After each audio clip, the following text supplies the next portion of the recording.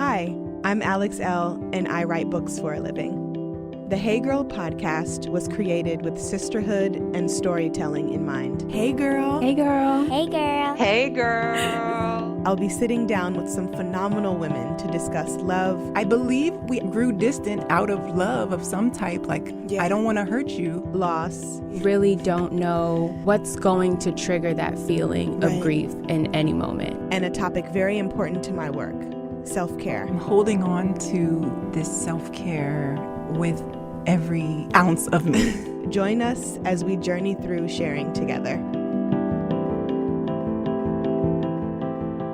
So I am getting closer and closer to having this baby, which means I am at home on my couch taking a nap instead of being in the studio. But of course, we couldn't leave you guys high and dry without something to listen to. So to make things a little easier for you guys, we have collected your favorite episodes of all time.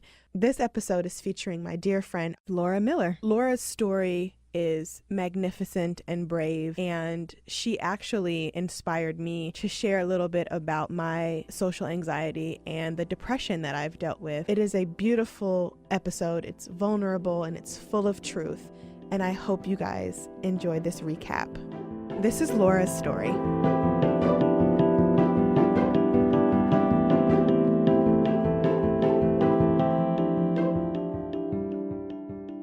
Hey girl. Hey girl. Hey, okay, so we are here. How are you, Laura? I'm good. How are you? I'm doing good. I'm trying to stay cool in this hot DC weather, but other than that, I'm doing really good. It's so good to have you on the show. Yeah, thanks for having me. I'm an avid listener. Oh, that Hey makes me really happy. I love when listeners say that. So I know a lot about you just from what you've shared on social media and me being a follower of yours and watching your YouTube videos and all that cool stuff. But for the guests who don't know who you are, just give us a rundown of who you are, what you do, and any other juicy stuff you want to add in there. Okay.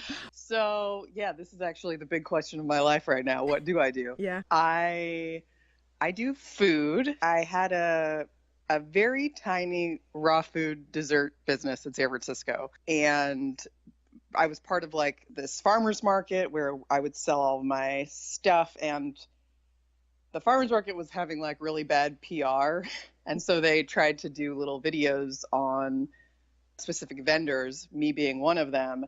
And that video randomly led to me doing Raw Vegan Not Gross, which was a YouTube show for a channel called Tastemade. Yes. And then that turned into also my cookbook that I put out last year by the same name, Raw Vegan Not Gross. So I do basically all plant-based food, and hopefully in like a somewhat entertaining way, because I'm like not necessarily the normal person that you would see doing food, because I don't know, I have a really low voice and I am not very chipper or something like that. I don't know. Well, I love your videos. They crack me up. So there's that.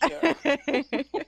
Yeah, I never, it's something I never imagined myself doing because I just don't feel like I'm the right person for it, but it ended up working out really well. Also, a big part of the last year was that I've had mental health stuff for the last 20 years. It's something that I actually put into I talked about a little bit in my cookbook about mental health. And then I went to all of my cookbook events, and that's pretty much all anybody wanted to talk about at my events, which was awesome. Yeah. And it seemed like people were really hungry for it. So I started a series called Talking in Circles last fall, which was just about getting, like various people's voices on mental health and just dealing with life as a human. And then I dropped off the map because I was pregnant and having horrific depression, and I basically have been off the internet for a year.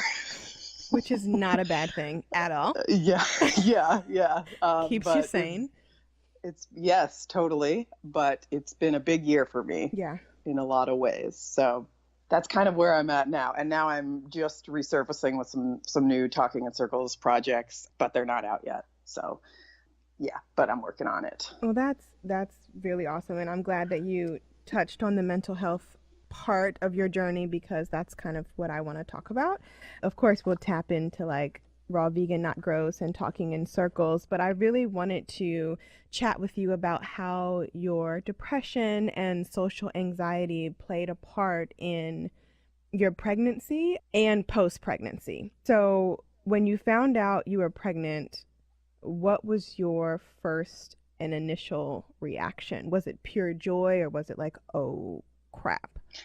I sobbed because I was at the time trying to get a bunch of my health stuff sorted out, including mental health. So I was really in the depths of a depression already. I was managing it more or less, but I had previously been on medication, which had essentially been a lifesaver for me. Basically, I started having really terrible night sweats and I couldn't figure out what was going on. Also, I was having just some dips. Anyway, I decided to try to come off the medicine in the year before that. And anyway, was trying to get a bunch of health stuff sorted, and in the process ended up becoming pregnant. So it was really kind of this scary moment for me because I was like, I don't know if I'm going to be able to handle this. I don't know what pregnancy feels like. Right. I don't know how my mental health is going to go through this process. And I was terrified. Yeah. And for good reason, because it ended up being really a horrible, horrible time for me. And I hate saying that because, you know, I have this beautiful daughter that came out of it. But it was, you know, I fought my way through every day of that pregnancy for sure. Yeah. Yeah. How did you fight through it? And how, you know, you're married. How was your husband? I'm sure he was your biggest support system and cheerleader. How was that for you guys navigating through the highs and lows of pregnancy hormones, but not only that, your depression and your anxiety? My husband was a warrior. We talked through the entire thing. I mean, to the point where you know, there's not much to say anymore except like, we just got to get through this, right, and all of that. But yes, I mean, we had only been married for about a year. It's not a stress you want to put on your marriage at all. We were both just very aware of what the situation was, and that we just had to do essentially triage and cut out everything in our lives that wasn't totally necessary, anything that could bring extra stress, anything that just like didn't feel good, because we were already in survival mode all of the time, essentially. Yeah. So it was really like, I mean, it sounds very dramatic, but it really was a dramatic situation. My mental health was so bad that we had to, you know, just really cut everything out that wasn't important, whether that's, I don't know, really like situations, going to events that we otherwise would have gone to, people who would just bring a lot of stress into your life. Yeah. Things like that just had to be at a minimum. Yep. No, I get none of that. I get that. Rewind, before pregnancy happened, what was your biggest hurdle within your mental health? I know that you talked a lot about your social anxiety, which we share that in common. That's always fun. That's always joyful. But I want to know how you navigated through that. Specifically, you're on YouTube, right? And you're open to everyone's outside opinions, and I know that can be triggering. You're on social media, and sometimes people have stuff to say on social media. Like, how did you protect your mental health while navigating through your work life? This is such a huge deal for me. And honestly, yes, when it's very perceptive of you, because when I started doing YouTube, it was one of the most challenging things of my whole life, because you're right, I'm socially anxious. I'm an introvert. I have before that had never performed ever. Right. Like, I had never been on a stage. I had never done anything like that. And it's so all of that. Yeah. Like, that's kind of what I meant before by I wasn't the right person for it. Like, I'm like a very introverted in my head person, and that's not necessarily who usually goes to do something like that. So it was really difficult. I would go home every day and cry. my mom would text me that I had grit and that I needed to like have grit and I was going to get through it. And that's what I did. But yes, people commented on my weight, people commented on my voice, all of that. I mean, I had to basically just get through it. And I think it was good. It made me braver eventually. And, I've really had to go through it as like a second big round of that with this mental health stuff, because on Instagram, I said, look, I'm back on medicine. And it's funny. I remember when you were posting about your fertility journey and seeing some responses that you got, and I saw it while I was pregnant. And I remember how angry I was for you, that people were saying kind of like flippant things and trying to give you advice and things like that. And just being like, oh my God. Right. Like, you don't understand any, like, people don't get it. And I feel like with the internet, there's this lack of boundaries that people have. Yes. Because you're basically allowed to say whatever you want online. And while I know most of the comments were coming from a good place, it's like, you're not in this space, and I'm sharing this very intimate side of me and my husband's life, because number one, we're not the only people who go through it, and number two, infertility isn't going to silence us, you know what I mean? So right, that's why we're speaking up. And while everyone's like, well, the internet, if you put on the internet, it's going to be open to opinion, but it's like, but not everything needs to have an outward opinion. Like, text your girlfriend, about your opinion about my, you know what I mean? I know that sounds kind of harsh, but it's like, I really don't understand, because I wouldn't do that. You know what I mean? I would never go on someone else's social media and just vomit out, just craziness. But, everyone's different. And that really triggered my social anxiety too. Just finding those boundaries and being able to gently decline people's opinions, but also absolutely, when Instagram came out with that turn off the comments thing, game changer for me. That's I haven't posted it, and I've posted so very rarely right now that I didn't even know that was a thing now. It's a thing. Oh boy, that might put me back on the internet. Might put you back on the map. But it's difficult, like dealing with.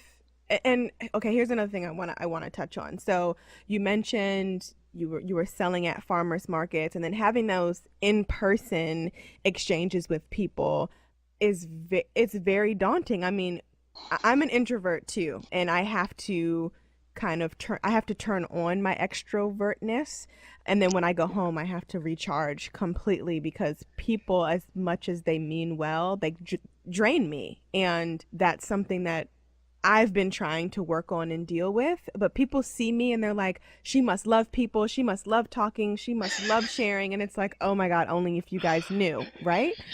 So absolutely. I mean, if I'm being totally honest, the only way I was able to do those markets, they were night markets, so it was sort of like a party vibe, and I would just drink. Like I had like some of my friends would come and help me, and I would just have a bottle of tequila behind it. And like me and my introverted friends would just talk to a ton of people. And afterwards I would have to like get in bed for 3 days because I was so exhausted. It was so vulnerable for me because I was putting out this thing that I really cared about. Yeah. But also felt really conflicted about because it seemed like it was like the kind of food that I couldn't afford to pay for. I wasn't charging enough, and people would still say kind of rude or mean things, and I would have to be like, all right, I'm going to let that one go. Okay, moving, Yeah. So that kind of led into, the next stage of then YouTube, and it's just amplified even more. And then the next stage of, right. I put a book out, and then you put a book out and there's reviews. For the book. Yeah. And then you tell the internet that you have horrific depression and have just gone back on medication. And then there's and opinions. people tell you that you're a bad mother. So, Mm-hmm. I mean, there's a lot of, yes, I mean, I absolutely understand what you're saying. I think it's really interesting how forthright people are with like giving advice on the internet. Yeah. I mean, if I'm being honest, it makes me so angry. Yeah. And that's part of why I've had to stay off the internet, essentially, because I'm so angry by the lack of compassion that people have and the lack of understanding that they do not understand. Yeah. Like that there is a situation that they don't know enough about and maybe shouldn't say anything about it. Yeah. And that they don't know your journey and that all of these things. So anyway, I was really feeling my pregnant, angry brain was reading the comments when people were commenting on your fertility stuff. And I felt so protective of you. Thank you. And which is weird because like I haven't met you in real life, but not weird at all. I get that. I get it. Like I have my internet family and I'm like, stay away, you know? So I feel totally. You. Yeah. Well, and you know, as a person who myself puts out pretty vulnerable stuff. Yeah.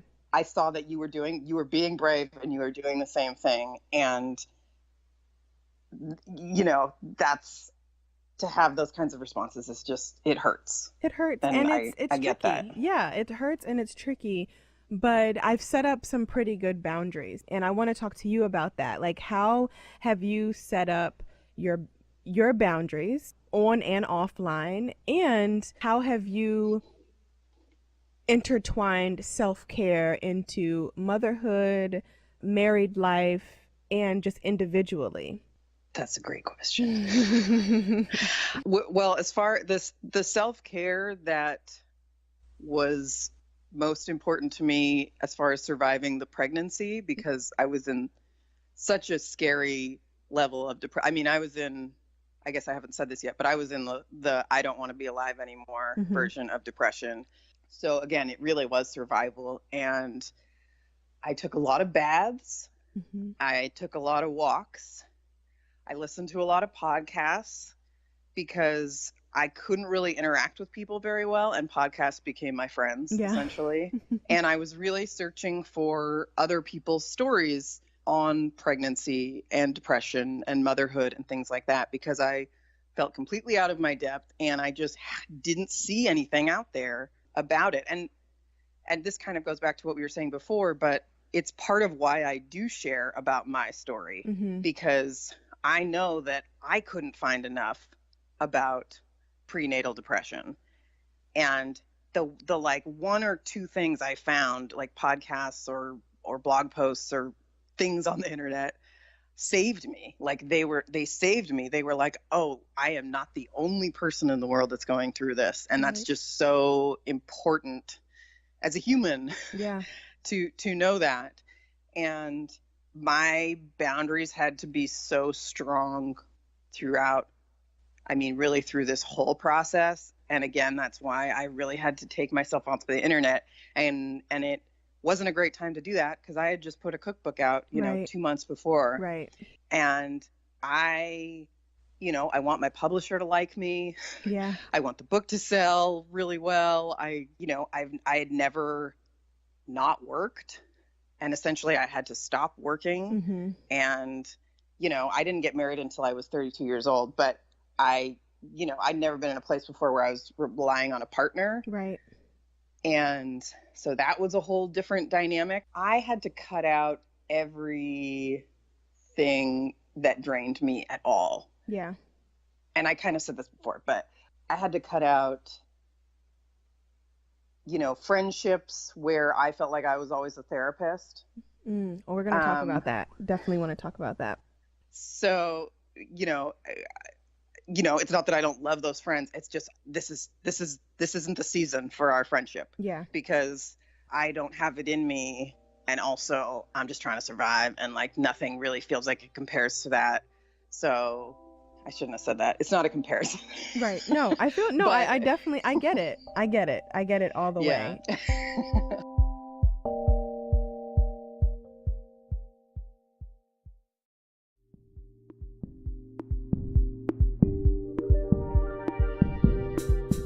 It's tricky when you have to, I like that you said that not every friendship is for every season, specifically when you're dealing with mental health, because if you feel like you're constantly, you already feel like you're empty, right? And then you're constantly having to fill up other people.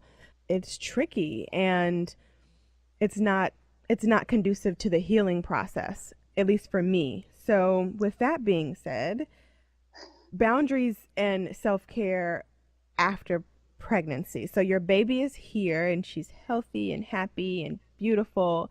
I know you said you're back on your medication.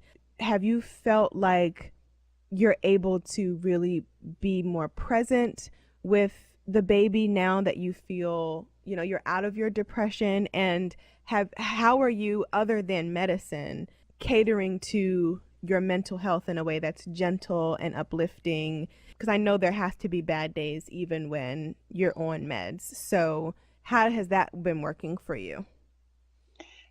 Yeah, I mean, it's funny because I still had a resistance to going back on the medicine right after the birth. I had, read, I fundamentally don't want to be on medicine. It's Right. just a requirement for me. Right. So I was like, oh, I've heard that, you can have your brain chemicals after you go through birth, can actually like kind of sort some things out for you. I was still kind of sort of hoping, but I knew that I was probably going to have postpartum depression, given that I had a horrifically, depressed pregnancy. Right. So I got the medicine before birth.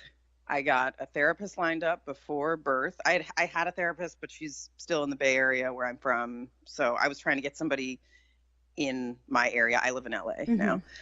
And basically we were trying to be fully prepared for the mental health stuff so that could, so that we would at least be on a baseline with how most other people are dealing with a newborn. Right. And that said, I got about 2 weeks in. I was trying to make sure that I was waiting for, the hormone dip that you get 3 days after the birth and all of that to sort of sort out a little. And then 2 weeks in, it was very clear that nope, I still have horrible depression and I'm not going to make it if I don't get on medicine. Right. So it was great because I already had it and I started it, and that essentially just puts me on a normal playing field. I wouldn't even consider it self-care so much as just putting me in a normal human space. And then above that, I mean, we still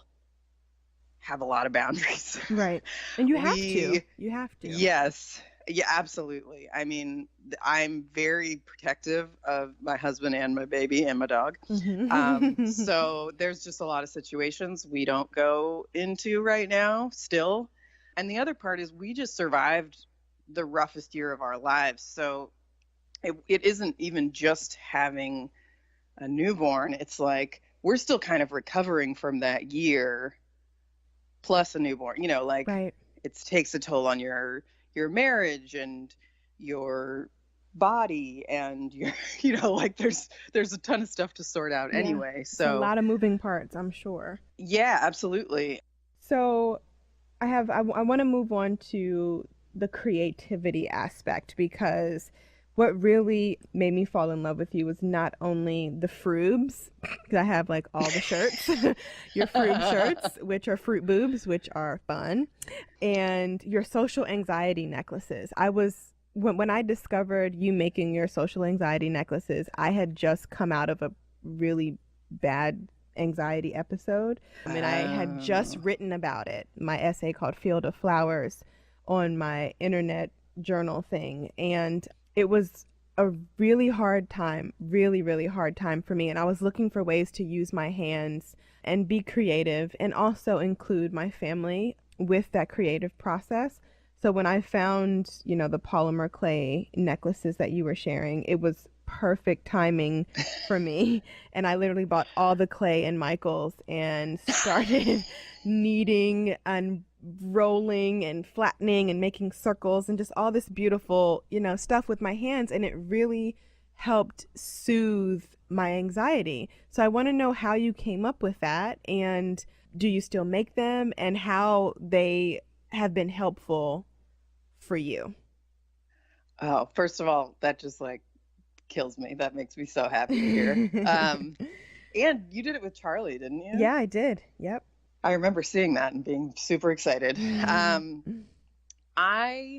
mean, I've always had kind of side projects that help me get out of my head.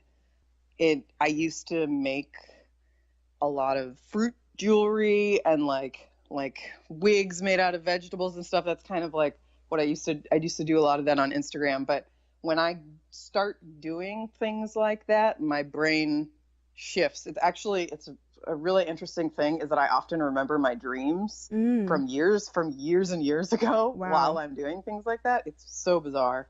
But that's how I know that I'm getting my brain really into a different place while I'm doing something. It actually happens a lot now with my baby. Wow. I'll be with her and that same thing, which I just think is so awesome and cool. It is. But working with my hands has always been something that's been good for me. For a while, that meant doing a lot of stuff with plants. And then for a while, it was, just side creative projects while I had a normal job or whatever. But it really is a necessity for me. And it's funny because I started making those necklaces. To be honest, I don't remember why. I think it was just like, oh, I found this clay. I really love the feel of it. I'm going to start playing with it. And then I ended up making so many of them that I actually wore them on my wedding day. I saw that. They were so beautiful. Oh my gosh. Oh, thank you. That wasn't planned. I actually made them because I was going to have like the bridesmaids wear.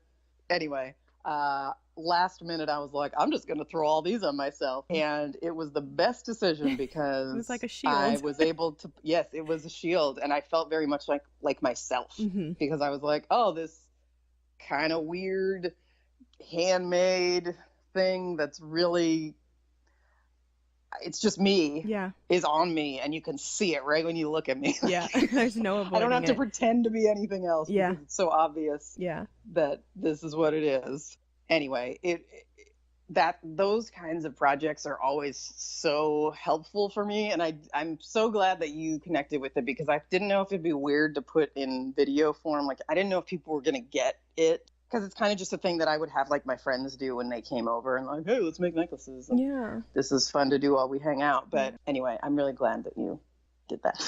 I love it. I love it. They were actually, a lot of them were actually hanging on my wall when I was done, like little like decorations. And I ended up giving them all away to different friends who wear them. I love that. So it's just a really special thing. And I'm really glad that you shared it. So we are going to wrap up here in a second, but before we do, I wanted to get 3 tips from you that have helped with your social anxiety and depression. I know a lot of people feel like they can handle it by themselves, and I find it very admirable that you've not only spoken up about your boundaries with your depression, but that you need help.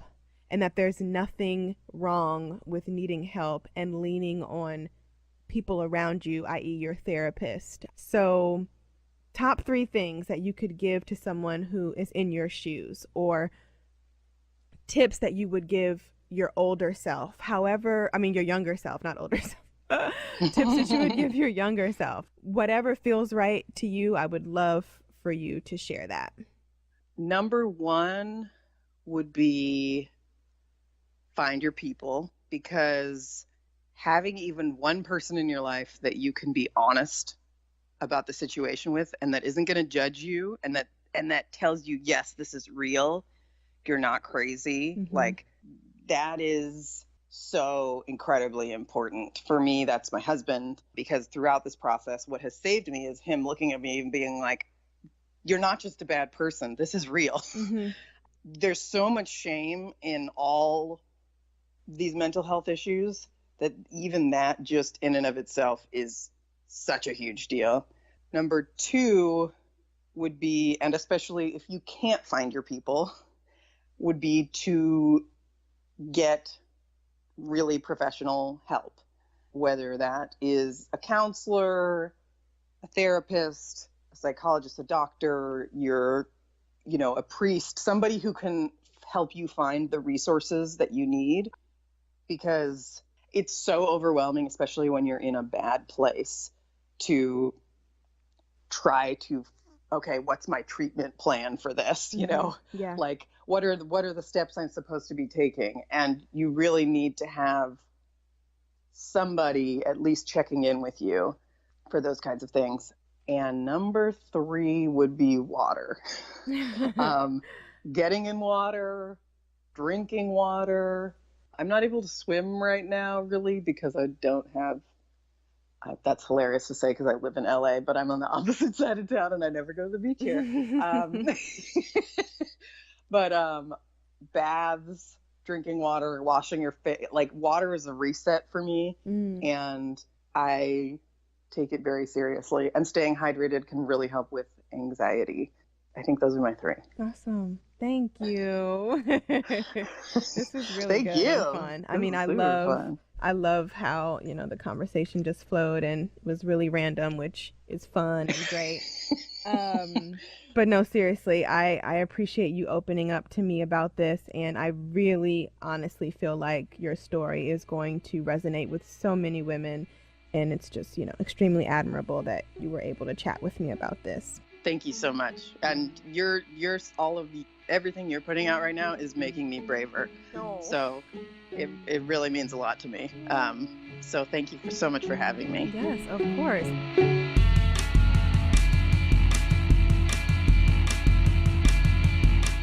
Hey Girl is a member of the District Productive Network.